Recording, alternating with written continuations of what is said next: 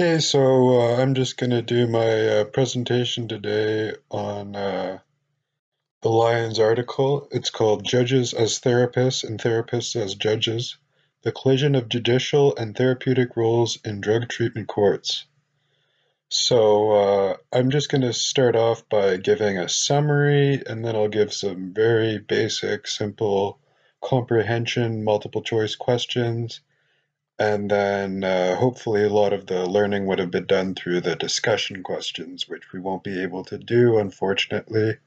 But I will give out the discussion questions, and hopefully you can just do whatever with them.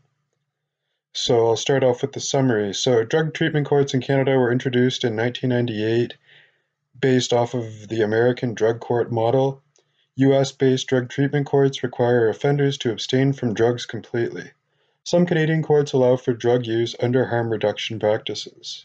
So, for example, using methadone to get someone off of heroin might be considered a harm reduction practice in some places, some drug treatment courts in Canada. Both American and Canadian drug treatment courts use rewards and sanctions to control certain activities and behavior. So maybe sending you to jail for drug use might be a possible sanction, for an example.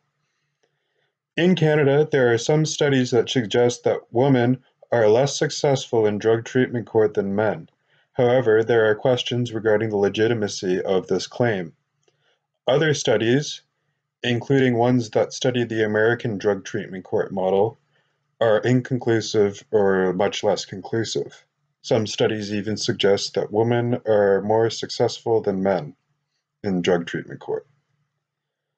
The goal of drug treatment court is to prevent people who are addicted to illegal narcotics from using these drugs, which is supposed to in turn reduce recidivism and increase public safety. In order to qualify for drug treatment court, the offender must prove that they have an addiction that leads to criminal activity. They must admit to all outstanding charges before they are admitted to the drug treatment court. If they are expelled from the program or if they decide to leave the program at any time, they are sentenced for these charges. Drug treatment courts all have similar criteria for graduation in the same country. While drug treatment courts take place in a courtroom and many of the same legal actors are present, there are differences between drug treatment courts and traditional courts. Traditional courts are based on an adversarial model where the judge is intended to be a neutral arbiter.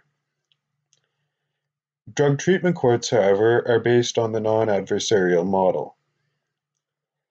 Lyons notes that courtroom appearances are considered to be a part of the therapeutic process in drug treatment courts, and that during these appearances, offenders are often questioned about their recent drug use and personal lives.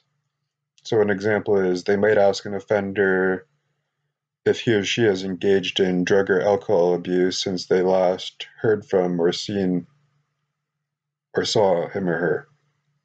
And then he or she might say yes or no. Lyons also notes the process in which offenders are required to stay in the courtroom until all of the names have been called. Lyons suggests that at Ottawa Drug Treatment Court, often participants who do not do as well as others are publicly shamed by having their name called in front of all the other participants who are forced to watch them.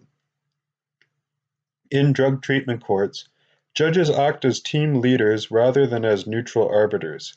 They actively search treatment plans and options. Some participants at the Ottawa Drug Treatment Court felt this confused the role of judges and therapists.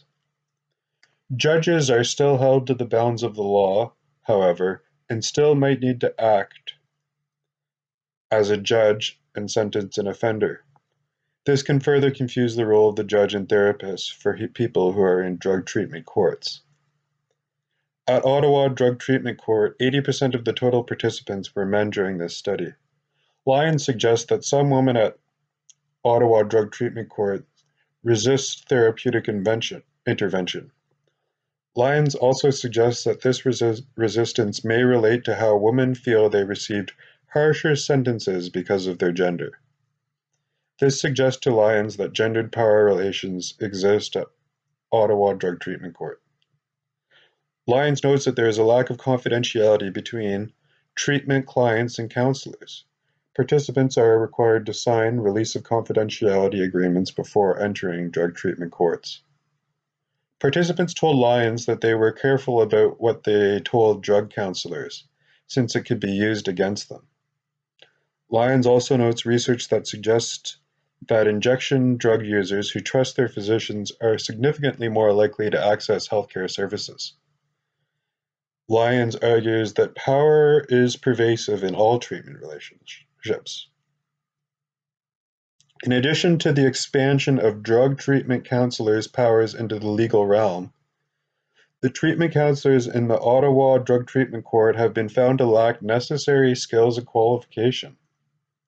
Lyons also found that none of the counselors have experience in clinical supervision or training beyond an undergraduate degree. Lyons reports that the Ottawa Drug Treatment Court hires drug treatment counselors based on things like whether they are felt to be non-judgmental or honest. So that's the end of the summary. I'll just do a very, very brief multiple choice comprehension quiz, and then I'll get into the discussion questions. So question number 1, multiple choice. Under what circumstances do some Canadian courts allow for drug use? A, never. B, when the offender is addicted to drugs. C, always. D, as a method of harm reduction. And the answer is D, as a method of harm reduction. Question number 2. What kind of ways are activities and behaviors of the offenders in drug treatment courts controlled? A, rewards and sanctions. B, just sanctions. C, just rewards. Or D, none of the above. And the answer is A, rewards and sanctions. 3. What is the goal of drug treatment courts? A, prevent people who are addicted from using drugs. B, prevent people who are addicted to illegal narcotics from using these drugs, which is supposed to in turn reduce recidivism and increase public safety. C, infiltrate large-scale drug distribution networks. Or D, all of the above. And the best answer for that one would be B, to prevent people who are addicted to illegal narcotics from using these drugs, which is supposed to in turn reduce recidivism and increase public safety. And final for the comprehension multiple choice, final question number 4. What are some problems associated with the drug treatment counselors at the Ottawa Drug Treatment Court? A, lack of proper training and experience. B, lack of empathy. C, corruption. D, none of the above. And the answer is A, lack of proper training and experience. Now we will go into the discussion questions. Now, it's unfortunate that we won't be able to meet up as a class and discuss the questions. So I guess I'll just ask them. I've numbered them off. Some of them are kind of sets of questions, so there's more than one question in there. I was just going to kind of ask them as sets and then have people respond with whatever kind of came to mind instead of forcing them to talk, but I guess there's nobody to do that with. So I'll just ask the question. I'll give you 30 seconds to reflect on it, and then I'll just move on to the next question.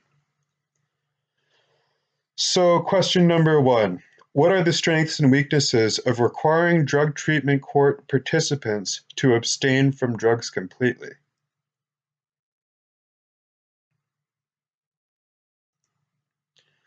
Question number 2, do you believe that drug treatment courts are less successful for female participants than they are for male participants?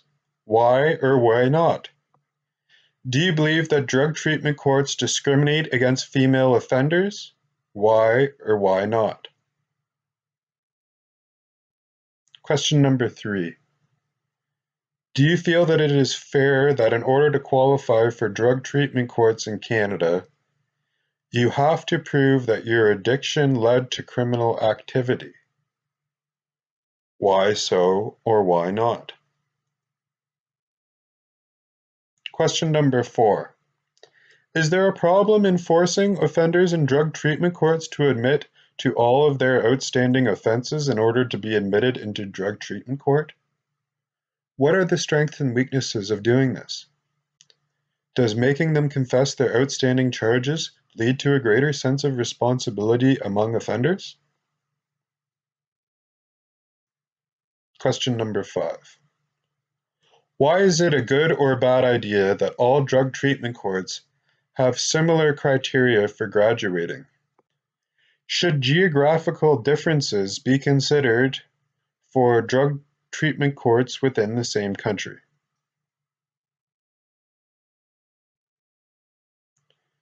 Question number 6. What are the advantages or disadvantages to having judges as neutral arbitrators in the adversarial system, as opposed to their alternative roles as team leaders in drug treatment courts? Why or why not? Question number 7. What are the advantages and disadvantages to using courts as therapeutic spaces for drug treatment courts?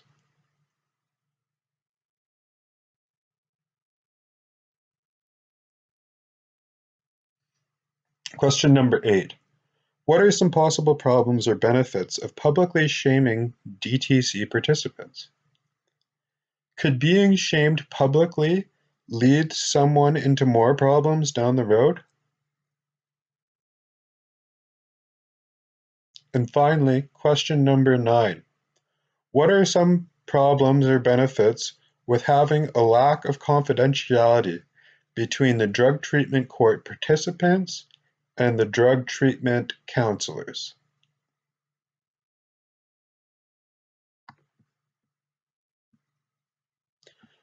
Okay, and that'll be all for my presentation. Thank you very much, and hopefully everything goes well for you. Good luck to you. Thanks a lot.